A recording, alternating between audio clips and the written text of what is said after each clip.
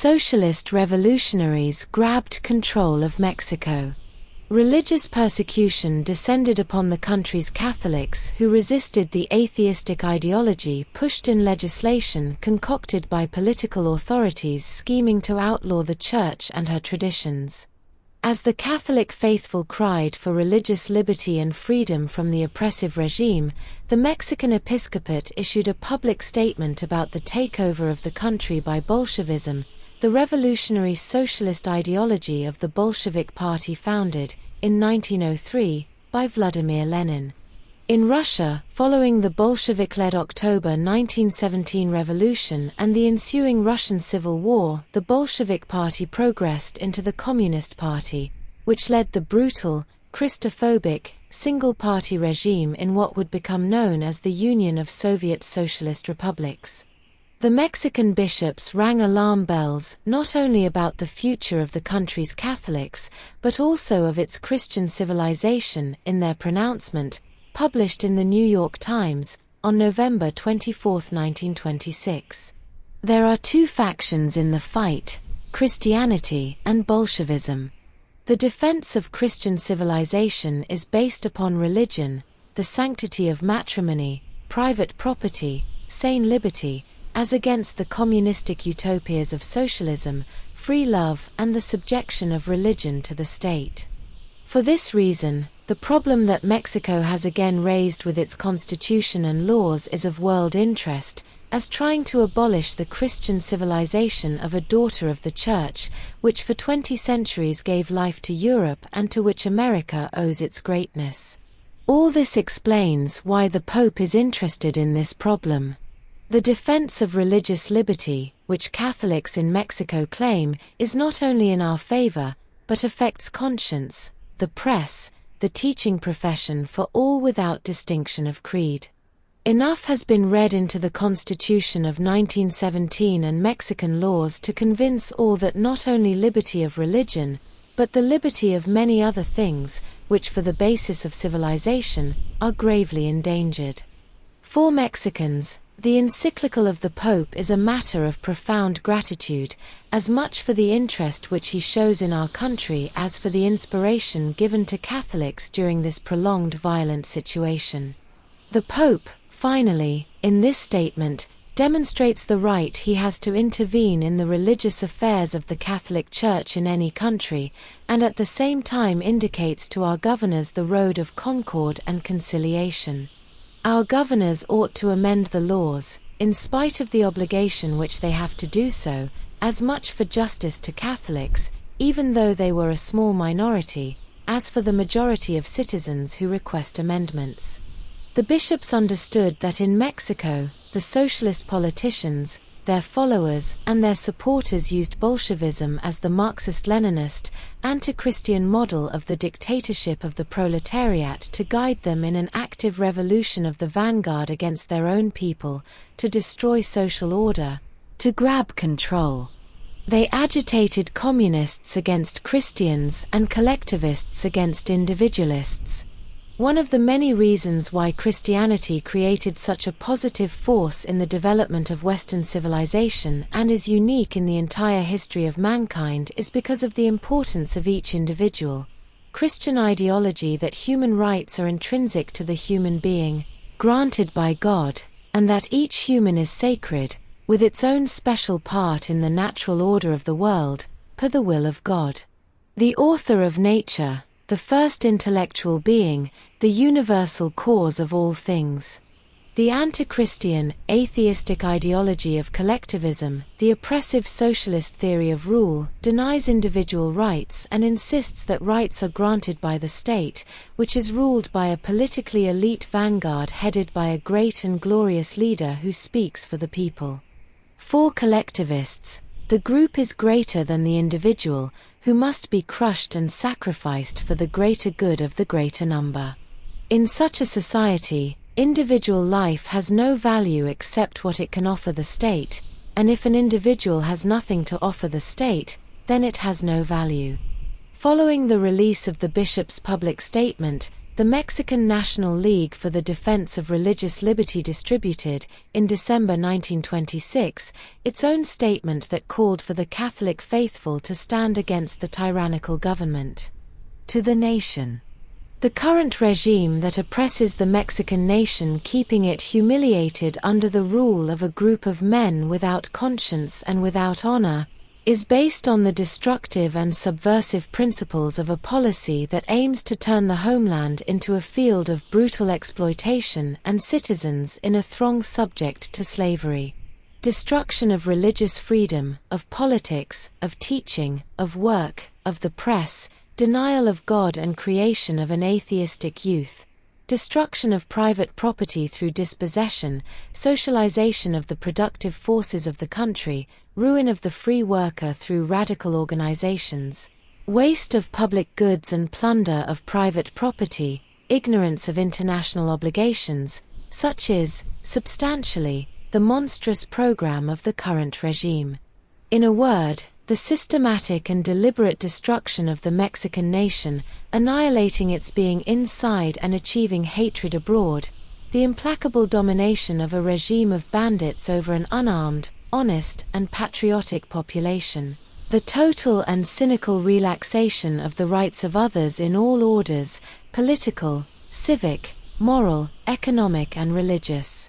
An ironclad slavery imposed with weapons and terror by tyrants, who must be destroyed by terror and weapons.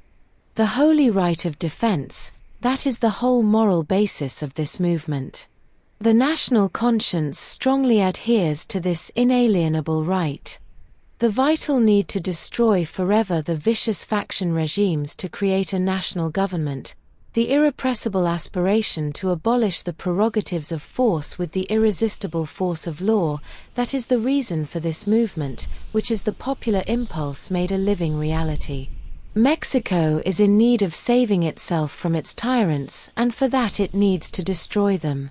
It is not a revolution, it is a coordinated movement of all living forces in the country. It is not a rebellion. It is the energetic and uncontrollable repression against the true rebels who, in defiance of the popular will, are exercising power. The rebellion is there, in the so-called government, which is destroying the common good against the mission of the true governments. The rebellion is in justice denied, in freedom destroyed, in the law run over, and that rebellion against society and the homeland is all the more wicked and criminal, since in order to legitimize it, the august functions of public authority are usurped. The people of Mexico, who want to definitely remake their nation, want to pick up the body, torn apart and throbbing, resuscitating it with the generous and fruitful blood of a good administration that circulates through the arteries of the social organism.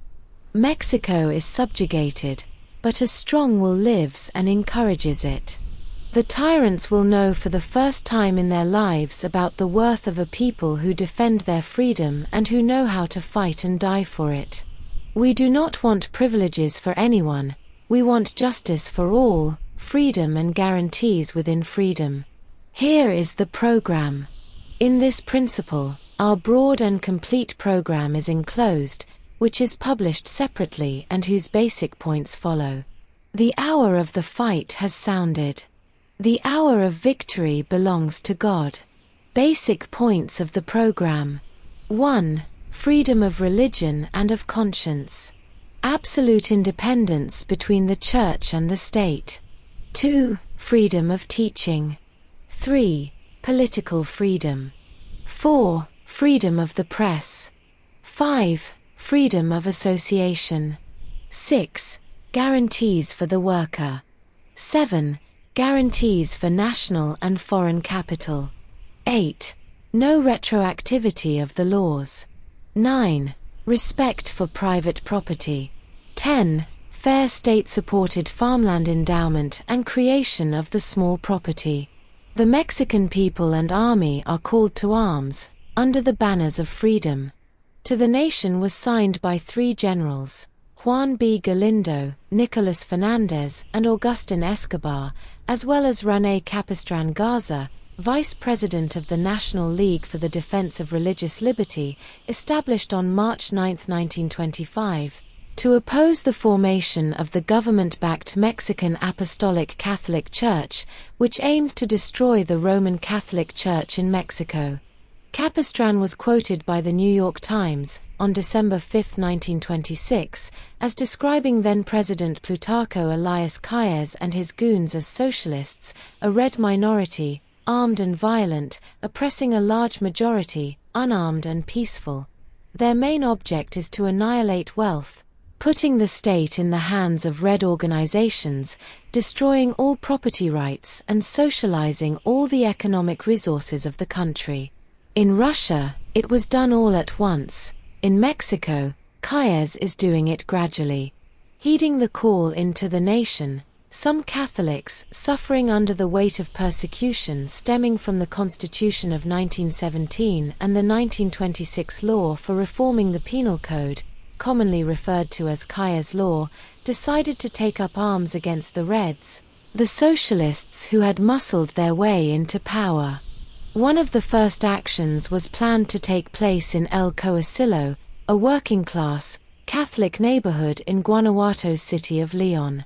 A coup was planned by a small group of young men, militant members of the Catholic Association of Mexican Youth, established on August 12, 1913, in Mexico City, by Father Bernardo Burgoend, a French Jesuit dispatched to Mexico to organize Catholic youth to restore Christian social order, with a trinity of piety, study, action.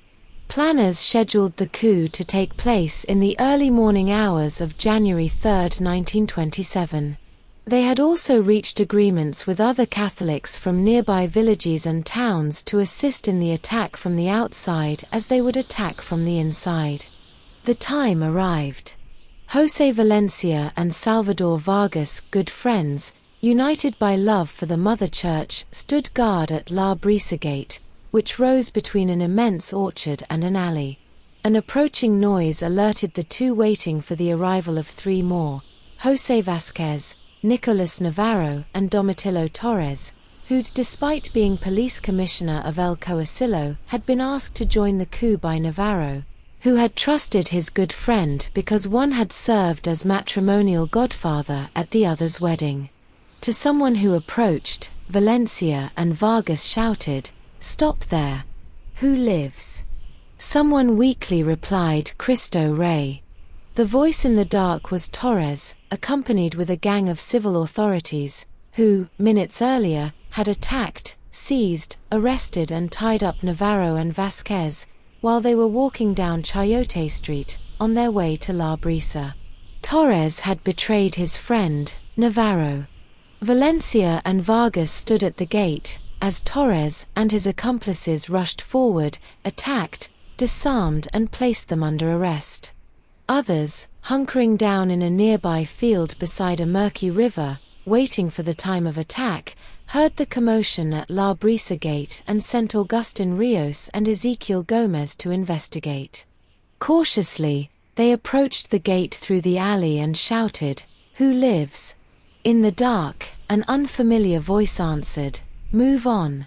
Undaunted, they continued, and they too were attacked and captured. When they failed to return, another two men were dispatched. Of those, Isabel Juarez was caught, but the other was able to flee, returned to the group and reported that the others had been seized, lined up, tied tightly together with rope and held as prisoners. Those captured were José Valencia, Salvador Vargas, Nicolas Navarro, José Vázquez, Agustin Rios, Ezequiel Gomez and Isabel Juarez. José Valencia, 27, born in Buenavista Tamatlan, Michoacán, was single.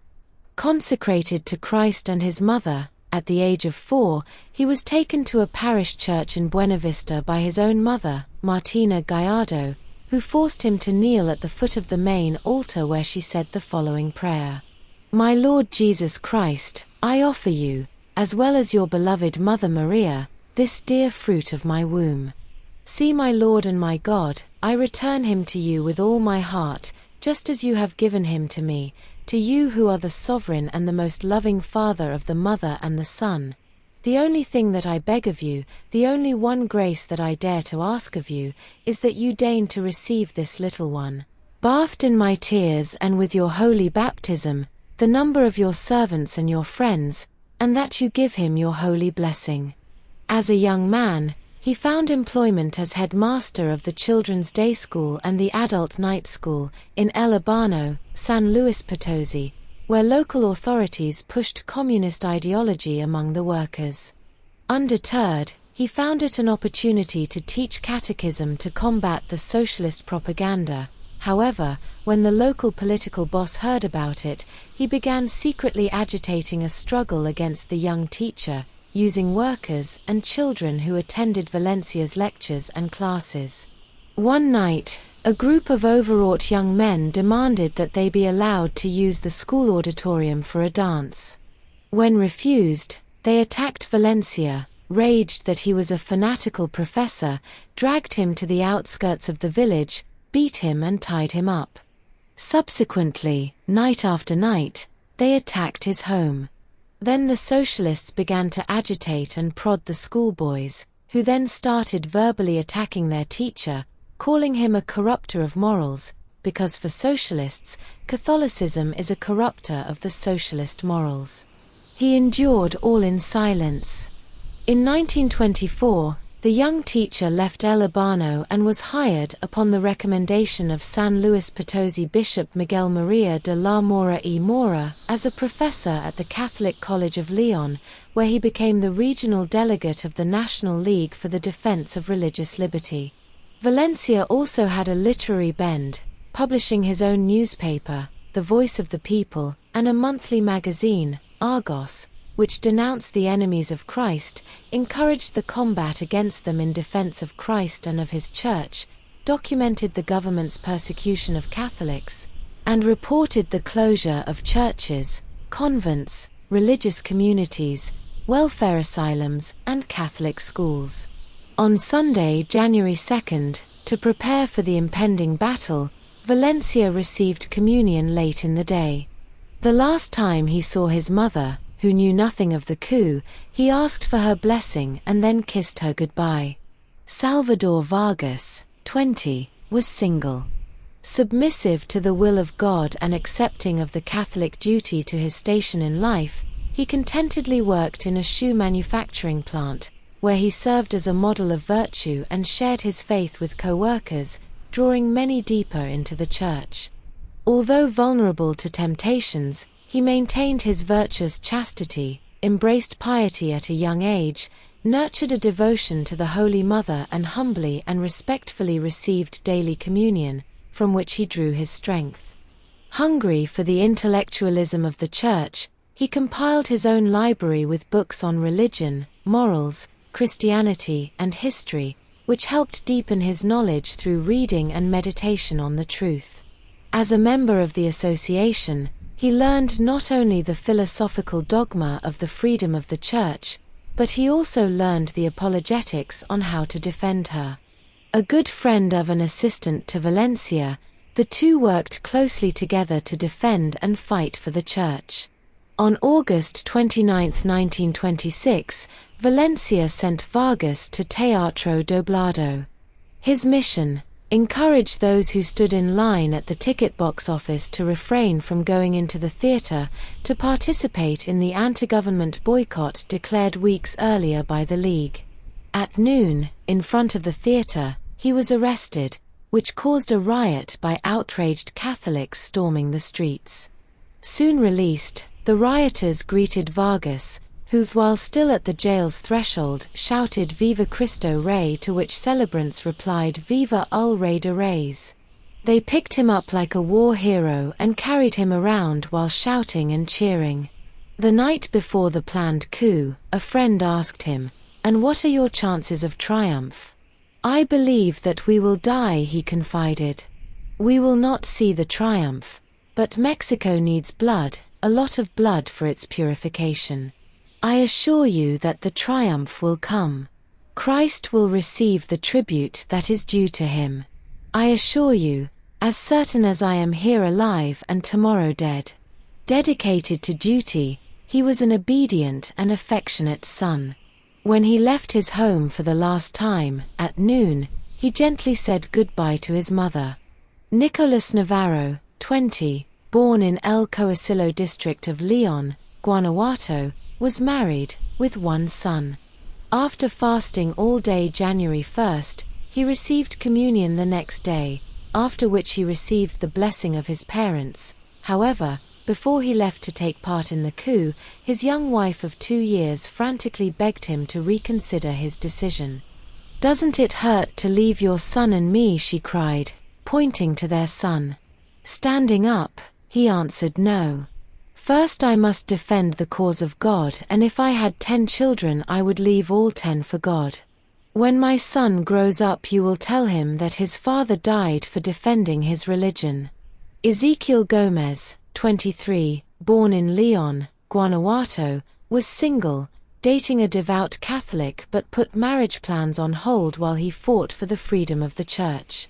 A loving and devoted son, he happily worked in a foundry to support the family after his father died. With a joyful nature and a youthful enthusiasm, he easily made friends. A pious Catholic in private and public, he taught catechism each Sunday to children.